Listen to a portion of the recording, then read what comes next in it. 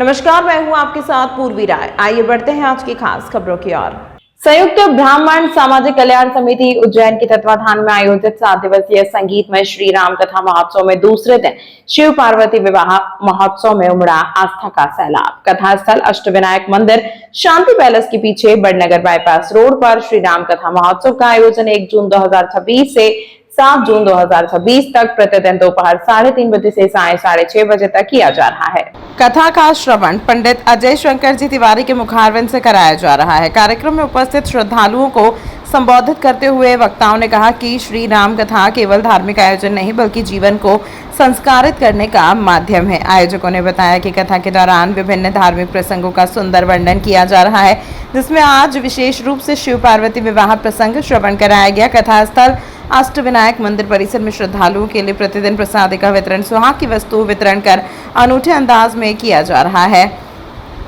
हजारों भक्तों ने प्रसाद ग्रहण कर धर्म लाभ प्राप्त किया और विशेष रूप से सीताराम विवाह में सिंदूर का वितरण किया जाएगा। पूरे आयोजन स्थल को आकर्षक धार्मिक सजावट से सजाया गया है।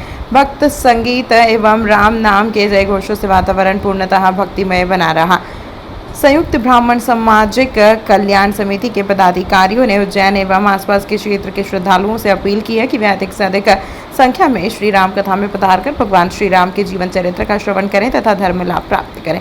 कार्यक्रम के सफल आयोजन में समिति के सदस्यों, सामाजिक कार्यकर्ताओं एवं स्वयंसेवकों का विशेष योगदान रहा। 7 दिनों तक चलने वाले इस धार्मिक महोत्सव में प्रतिदिन बड़ी संख्या में श्रद्धालुओं के पहुंचने की संभावना जताई जा रही है। श्री राम कथा के शुभारंभ के साथ ही उज्जैन नगरी एक बार फिर राममय वातावरण में सराबोर हो गई है।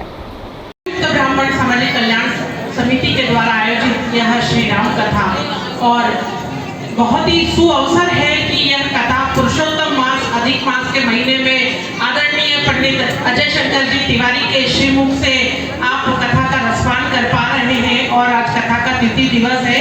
मैं पूरी संयुक्त ब्राह्मण सामाजिक कल्याण समिति की ओर से आप सभी का हार्दिक हार्दिक अभिनंदन वंदन करती हूँ। आप सभी की उपस्थिति को प्रणाम करती हूँ और आज के हमारे कथा के यजमान रहे जिन्होंने अभी सपरिवार पूजन किया, आदरणीय श्री अरविंद जी पटेल साहब सपरिवार उपस्थित रहे, सपत्नी उपस्थित हैं यहाँ पर।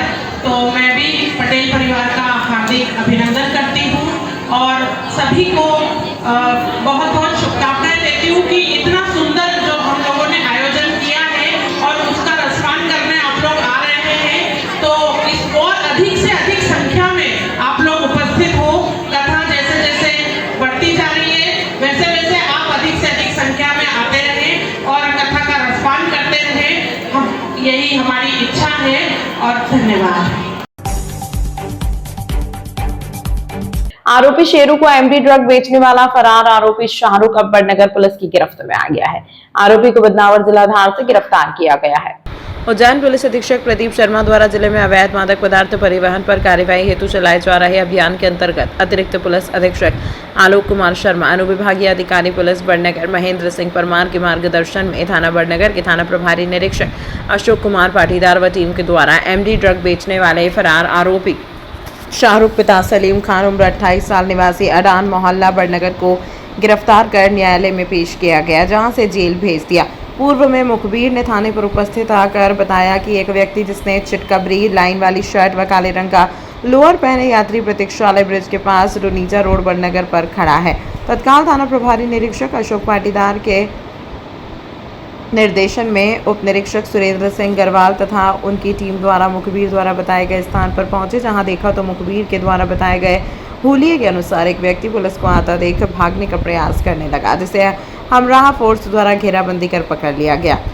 निगाह में रख कर संदेही का नाम पता पूछने पर उसने अपना नाम शेरू हुसैन पिता इफ्तिकार हुसैन उम्र 25 साल निवासी नटराज टॉकीज के पीछे बड़नगर का होना बताया।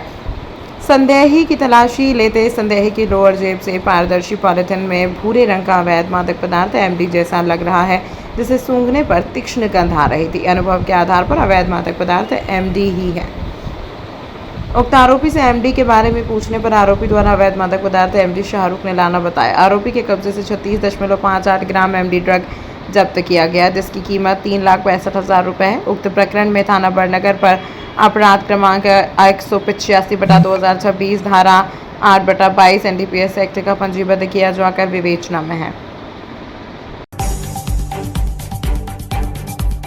उज्जैन के तराना में घरेलू कलह, शराब की लत और बिखरते रिश्तों के चलते तराना थाना क्षेत्र में एक रूह कपा देने वाला हत्याकांड सामने आया है। तराना थाना पुलिस ने मुस्तैदी दिखाते हुए संदिग्ध मृत्यु के एक पेचीदा मामले का खुलासा कर दिया है। पुलिस ने ग्राम कनासिया के आमड़ी खाल में पानी में तैरते मिले शव की गुत्थी को सुलझाते हुए मृतक की पत्नी और बेटे को ही हत्या के आरोप में गिरफ्तार किया है। जांच में सामने आया कि ग्राम नायता पोलाई निवासी मदन लाल तोलाराम शराब पीने का आदी था और नशे की हालत में आए दिन परिवार व आसपास के लोगों से मारपीट करता था। इस प्रताड़ना और रोज रोज के विवादों से तंग आकर उसकी पत्नी सौरम बाई और बेटे संजू सोलंकी ने मिलकर पत्थर से सिर पर जोरदार वार कर उसकी हत्या कर दी। इसके बाद साक्ष्यों को छिपाने और वारदात को दबाने के उद्देश्य से आरोपियों ने शव को ग्राम कनासिया स्थित आमड़ी के खाल नाले के बहते पानी में फेंक कर ठिकाने लगा दिया। अतिरिक्त पुलिस अधीक्षक आलोक कुमार शर्मा व एसडीओपी तराना भविष्य भास्कर के मार्गदर्शन में थाना प्रभारी रामनारायण सिंह भदौरिया और उनकी टीम ने इस अंधे कत्ल का पर्दाफाश कर दोनों आरोपियों को राउंड अप कर लिया है। वहीं दूसरी ओर मृतक के परिजनों ने इस हत्याकांड में कुछ अन्य लोगों के भी शामिल होने की आशंका जताई है और पुलिस से मामले में छुपे अन्य चेहरों का खुलासा करने की मांग की है। पुलिस फिलहाल साक्ष्यों के आधार पर आगे की वैधानिक कार्रवाई कर रही है। ये कल की बात है, कल दिनांक 1 जून को सूचना मिली थी कि कनासिया गांव के पास जो नाला है उसके पानी में एक अज्ञात बॉडी पड़ी हुई है। तो सूचना पर से तत्काल मौके पर पहुंचे और जो मौके की कार्रवाई हमारे पंजीबद्ध करके उस डेड बॉडी को शनाख्ती का प्रयास किया गया। एसएल टीम वगैरह टेक्निकल जाँच है वो भी सब कराई गई और हमारे पंजीबद्ध करके उसकी जाँच के दौरान लाश को आइडेंटिफाई किया गया। उसकी पत्नी सौरम बाई का पता चला जो कनासिया गांव में आके रहने लगे थे। ये जो है नायता पोलाई के रहने वाले थे। अभी 1 महीने पहले ही कनासिया आके शिफ्ट हुए थे और पत्नी को बुलाया गया तो उसने उसको अपनी पति के रूप में उसकी लाश की शिनाख्त की। उसके बाद हमारे का पीएम आदि की कार्रवाई कराई गई और इसके साथ साथ क्योंकि स्पष्ट दिख रहा था कि हत्या का मामला उसकी सत्य थी, डॉक्टर से राय ली गई। डॉक्टर द्वारा भी उसमें हत्या होना बताया गया। उस पर से अपराध पंजीबद्ध करके और विवेचना के दौरान सौरम बाई से ही सबसे पहले पूछताछ की क्योंकि लाश 2-3 दिन पुरानी थी और उसकी कोई सूचना इंसान से संबंध में थाने पर भी नहीं की। तो प्रथम दृष्टया वो संदिग्ध प्रतीत हो रही थी तो महिला से पूछताछ की गई। उसके बेटे संजू को बुलाया गया, उन लोगों से पूछताछ की गई।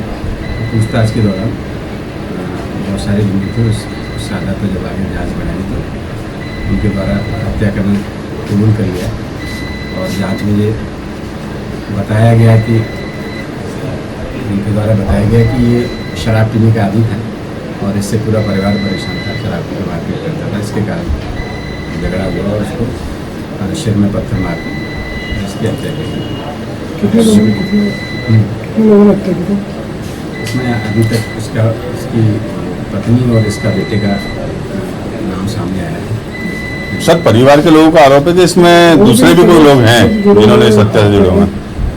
अभी इन्वेस्टिगेशन चल रहा है जी। ये कोई ऐसा तथ्य आएगा कि संदिग्धता जिन लोगों की पाई जाएगी उसमें।